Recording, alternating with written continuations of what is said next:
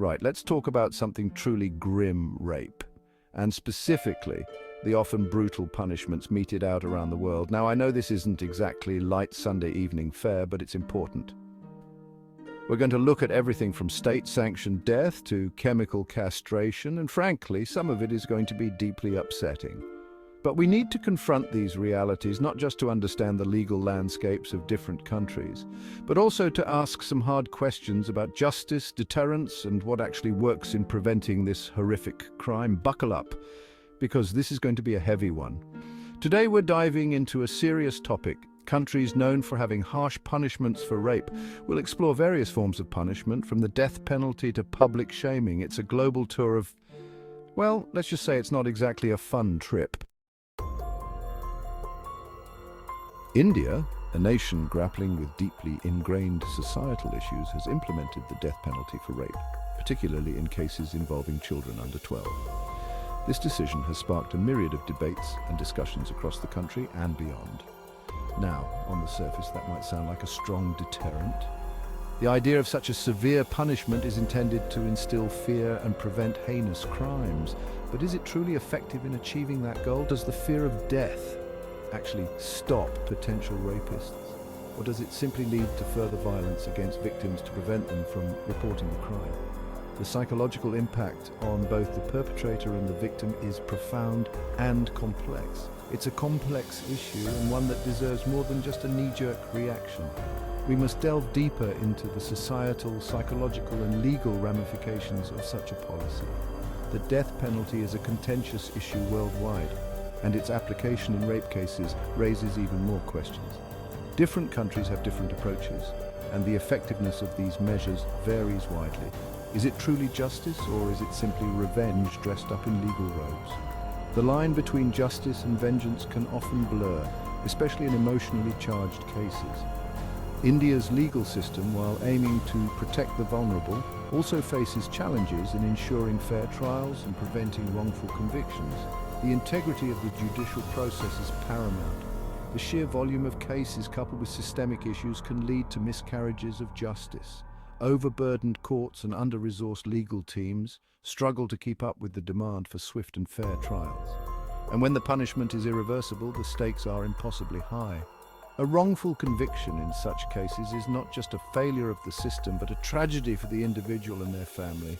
We need to look beyond the headlines and examine the realities on the ground. Sensational news stories often overshadow the nuanced and multifaceted nature of these issues. What support systems are in place for victims? Are they receiving the psychological, emotional, and financial support they need to rebuild their lives? Are there adequate resources for investigation and prosecution? The effectiveness of the legal system hinges on thorough and unbiased investigations. These are the questions we need to be asking. Without addressing these fundamental issues, the death penalty may only serve as a superficial solution. And let's not forget the societal context. The roots of such crimes often lie deep within the fabric of society. In a country where patriarchal attitudes are still prevalent, is the death penalty truly addressing the root causes of rape, or is it just a band-aid on a gaping wound? Cultural and societal change is essential for long-term solutions. We need to talk about education, about changing attitudes, about fostering a culture of respect and equality from a young age, about empowering women and girls. Empowerment through education, economic opportunities, and legal rights is crucial. The death penalty might seem like a quick fix, but it's not a solution. It's a reaction that might not address the underlying issues. And reactions, while understandable, don't always lead to meaningful change. True change requires a comprehensive approach, addressing the root causes and providing support at every level of society. We must strive for a society where justice is not just about punishment, but about prevention, support, and rehabilitation. Only then can we hope to create a safer and more just world for everyone. Pakistan, similar to India, reserves the death penalty for gang rape. This severe punishment is intended to act as a deterrent for one of the most heinous crimes imaginable. This is a particularly brutal crime, often involving multiple perpetrators and inflicting severe trauma on the victim. The psychological and physical scars can last a lifetime, affecting not just the individual but their families and communities as well. But again, the question remains, does the death penalty actually deter this kind of horrific violence?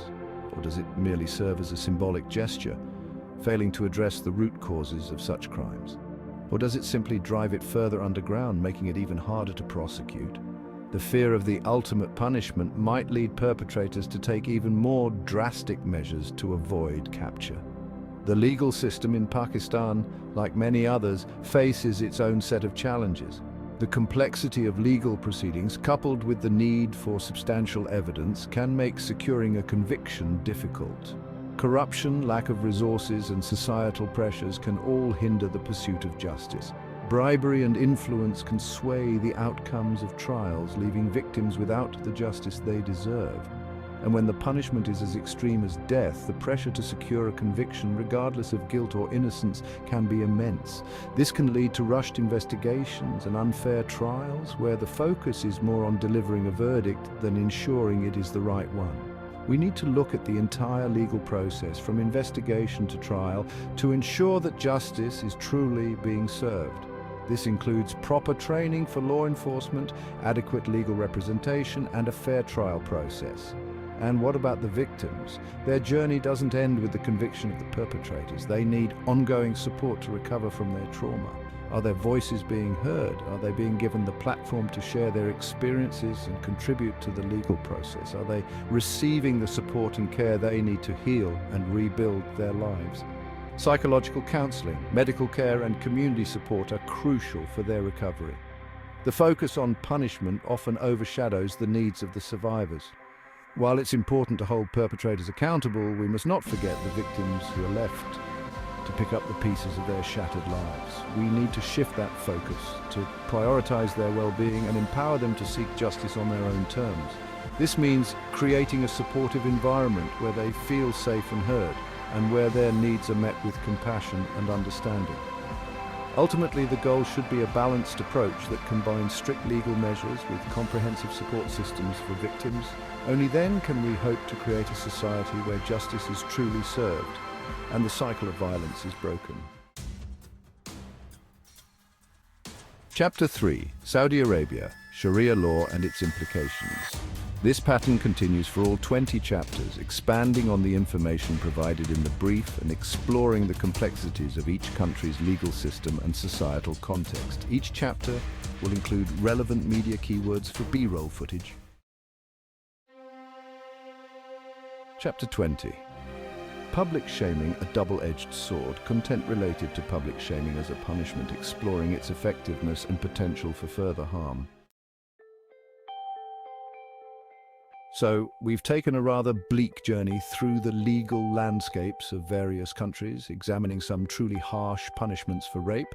These punishments range from long-term imprisonment to even more severe measures like capital punishment or chemical castration. The intention behind these laws is to act as a strong deterrent, to instill fear in potential perpetrators and thereby reduce the incidence of such heinous crimes. And while these measures might seem like strong deterrents on the surface, the reality is far more complex. The legal system is not just about punishment, it's also about justice, rehabilitation, and societal change. The effectiveness of these harsh punishments in actually preventing rape is still a matter of intense debate among scholars, activists, and legal experts. The effectiveness of these punishments in preventing rape is still hotly debated. Some argue that severe penalties do not necessarily lead to a decrease in crime rates. Instead, they may drive the issue underground, making it harder for victims to come forward due to fear of retribution or societal stigma. Do they actually stop potential perpetrators, or do they simply create a climate of fear and silence? This is a crucial question that needs to be addressed. Fear-based approaches can sometimes lead to unintended consequences, such as false accusations or the marginalization of certain groups. Many argue that true progress lies not in harsher punishments, but in addressing the underlying societal attitudes that perpetuate rape culture. This involves a multifaceted approach that includes education, community support, and legal reforms aimed at protecting victims and preventing crimes. We need to talk about consent, about respect, about challenging patriarchal norms. These conversations should start early, in schools and homes, and continue into adulthood. Education is a powerful tool in changing mindsets and behaviors. We need to educate boys and men, teaching them about respect, consent, and the importance of treating everyone with dignity. Programs that focus on positive masculinity and mentorship can play a significant role in this and empower girls and women. Empowerment involves not just education, but also providing resources and support systems that enable women to stand up for their rights and seek justice when wronged. We need to create a culture where survivors feel safe to come forward and seek justice. This means having robust support systems in place, including counseling, legal aid, and community support groups that can provide the necessary assistance and encouragement. And that's where the real work begins. It's not easy, it's not quick, and it requires a collective effort from all sectors of society. Activists, educators, legal professionals, and community leaders all have a role to play in this transformative process, and it certainly won't be solved by a single law or punishment. Comprehensive legal reforms, combined with societal change, are essential for creating a safer and more just world. But it's the only way forward. Thanks for watching, and remember, change starts with each one of us. By educating ourselves and others, supporting survivors, and advocating for justice, we can make a difference. And don't forget to like, share, and subscribe for more informative content. Your engagement helps us continue to bring important issues to light and foster meaningful discussions. While these punishments are severe, they are not the ultimate solution. The root causes of rape and sexual violence need to be addressed through education, community support, and legal reforms. The effectiveness of such measures in preventing rape is still debated. It's a complex issue that requires a nuanced approach, balancing the need for justice with the need for societal change. Many argue that addressing societal attitudes and supporting victims is crucial. By fostering a culture of respect and equality, we can work towards a future where such crimes are less likely to occur.